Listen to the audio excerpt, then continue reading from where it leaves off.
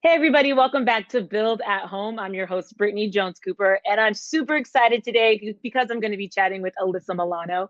But before we bring Alyssa on, I want to remind you guys about the No Kid Hungry campaign. There's a lot of kids who depend on school for meals.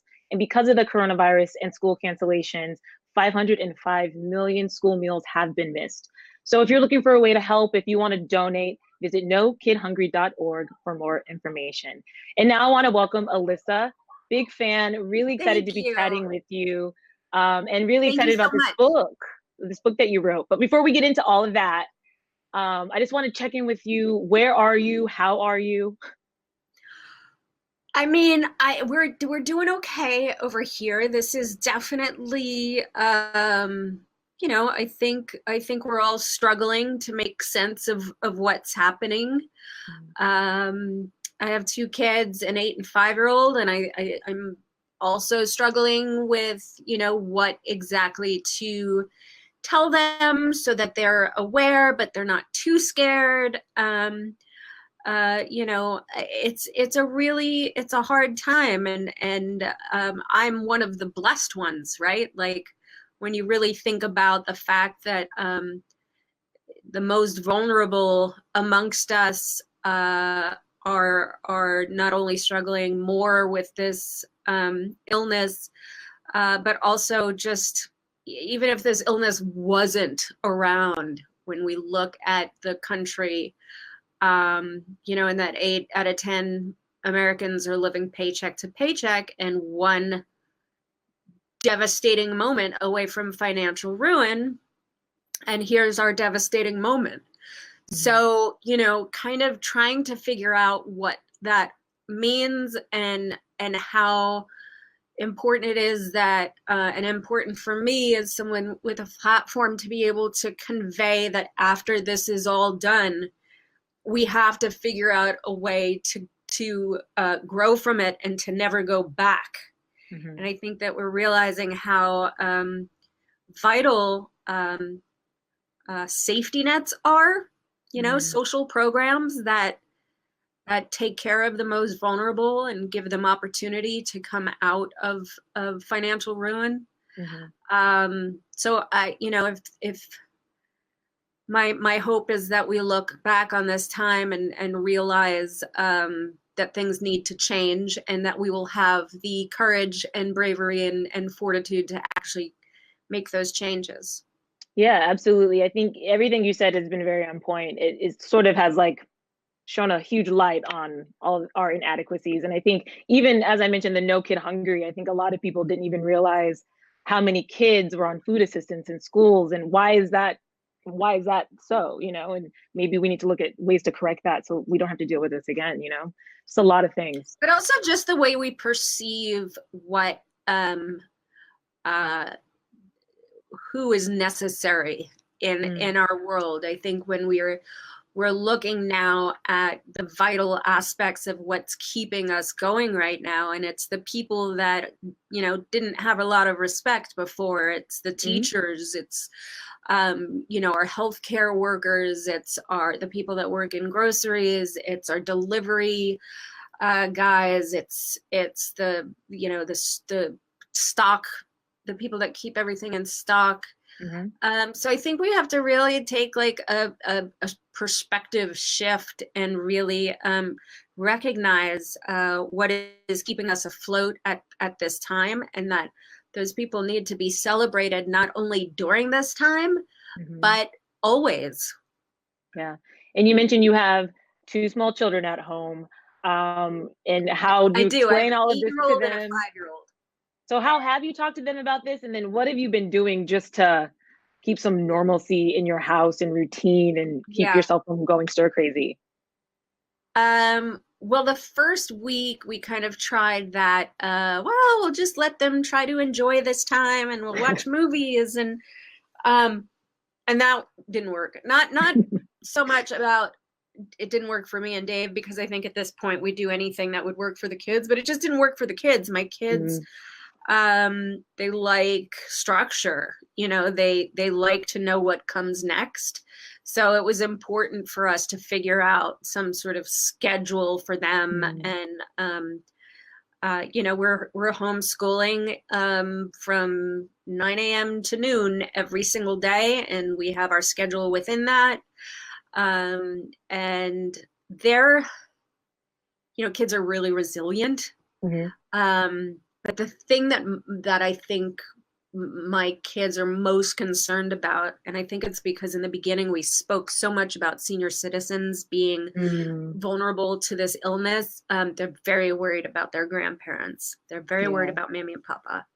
And so that has been an interesting thing of trying to validate their feelings, right? And say, I know this is a scary time, and it's okay to feel that way, but let's try to figure out all the things that Mammy and Papa are doing right now to take care of themselves so that you feel less fearful that they're going to get sick.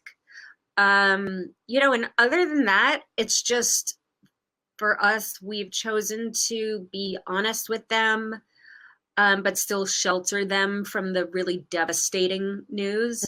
But they're aware that there's a deadly virus going around right now, and that this is a once in a lifetime thing that mommy and daddy have never had to deal with. So we're kind of just doing the best we can all together, and they're making it pretty easy on us. But it's hard.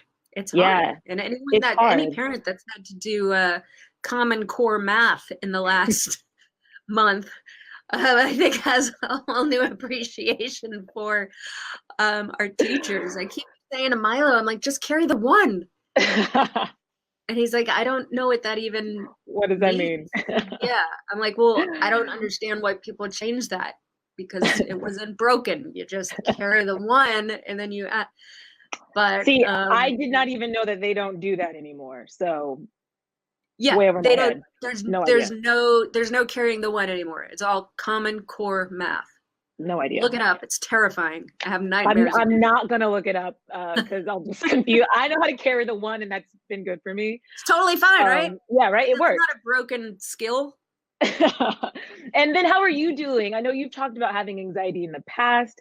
I know that you're so outspoken about your political views, and I saw recently that when you supported Joe Biden, you got some flack for that. And I would just imagine, like, in this moment, all of that feels even more heightened. So what are you doing to sort of manage your anxiety through everything? I think that is true, just because it's interesting, because my anxiety has been pretty good throughout all of this, which is shocking because I have very bad anxiety, and I have, through my entire 20s,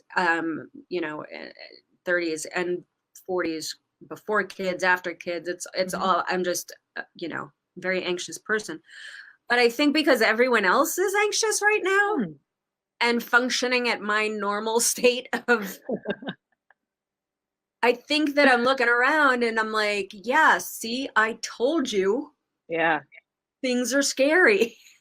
You're like, shit is real. I don't know what that is psychologically, but I think because everyone else is operating at my normal level of anxiety, I've been kind of let off the hook a little bit. And so I also think that there's a freedom in being reminded about what is important to you and what's important in life.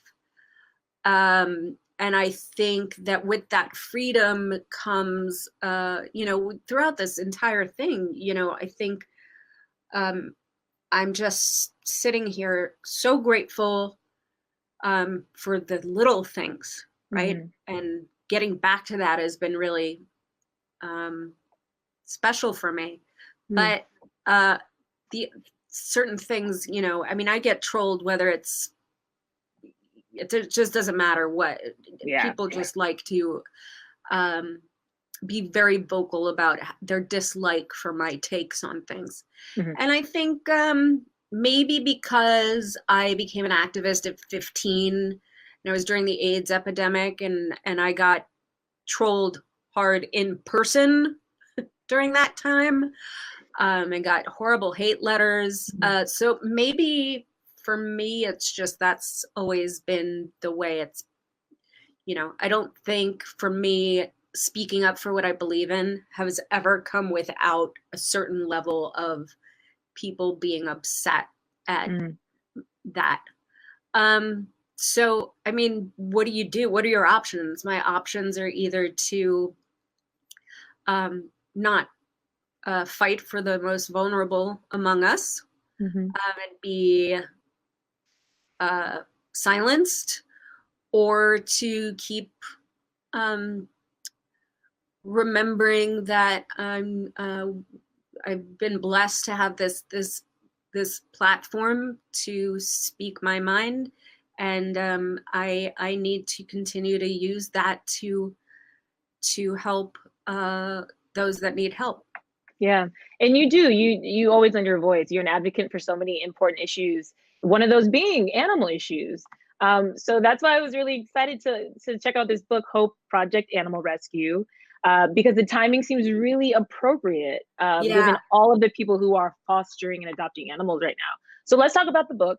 Why was this a topic that you wanted to cover for children? Well, this is book 2 in a series, and book 1 was called Hope Project Middle School. And really the idea behind the series is that I wanted to celebrate this innate goodness that kids have, and also this innate emotional availability and desire to help those that need it. And I feel like kids have that in them. And then right around middle school, when things get a little harder for children, and they become more self-reflective, and maybe lose some of that self-esteem, we don't encourage them to continue to want to do good, right? So this is really a book series about a young girl who wants to change the world, but she has to get through middle school first. And book 1 was all about her finding her voice and finding the confidence within herself to use her voice. And book 2 is all about community organizing. So her local animal shelter is being shut down. So Hope becomes a community organizer to try to keep the animal shelter open. And so, in the back of every book, I give kids, along with my amazing co-author Debbie Rigaud, but we give kids tools on how to be, how to fundraise, how to raise awareness for certain issues that are important to you, how to speak up for the vulnerable. So it's really just encouraging what I believe every kid has in their heart, which is this innate ability to hope for a brighter tomorrow and lend a hand when it's needed. And I love that emphasis on organizing, because that word even is something I didn't lock onto until much later. But I feel like the younger you introduce a child to the idea of organizing and what it takes and how you can bring people together, you're just starting a good tradition. And sometimes it's just about flagging things for them to be able to know that is community organizing, Right. Simple things like toy drives over Christmas at their school, where you're able to say, look, someone organized this, an organizer who wanted to get, toys to children in need, put this all together. That's a community organizer. That's someone that's fighting for those that have no voice. So sometimes it's just about recognizing and giving something a title for them to grasp onto it and be able to put it in its rightful place within their being to want to continue that. Absolutely. Right. Or trick or treat for UNICEF, which is something I've done since I was a little girl that my kids also do, where we raise money for UNICEF for kids throughout the world that need it. And that is a form of, fundraising. So to actually be able to give them the tools and the outlet to make a difference in the world, I think is really important, especially now. Is there a reason you chose animals instead of another issue for this audience specifically?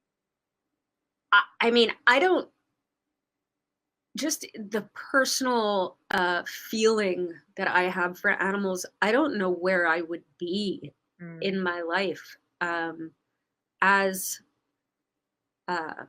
you know, someone with anxiety, someone who has always felt a little other than people my own age when I was a kid growing up in the business.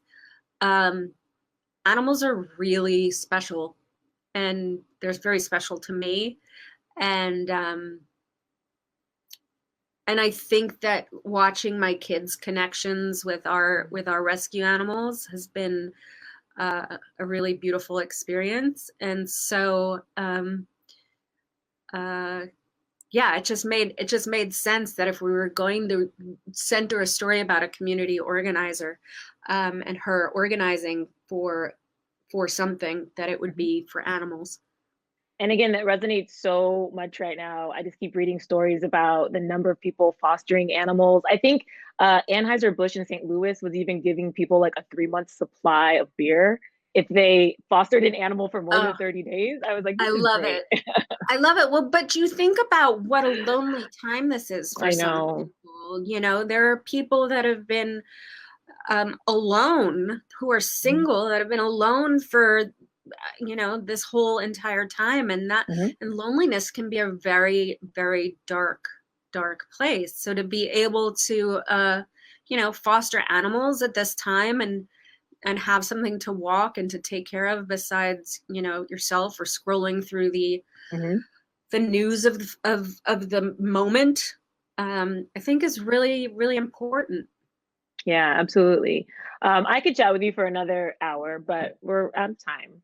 Oh, I want to thank you for joining us today, though. It was so good to chat with you. And it's good to just check in and see how you're doing. It sounds like things are going well for you guys. thank you so much, and please take care of yourself. Be safe. I will. And for the viewers out there, if you want more information, you can go buy the book today. Hope Well, Project don't Animal go buy Rescue. the book. Well, Don't go buy the book, but you can order the book today. go online and order the book. It's Yes. available wherever books are sold. And Alyssa, thank you for joining us. Bless you all. Thank you so much. Bye. Bye.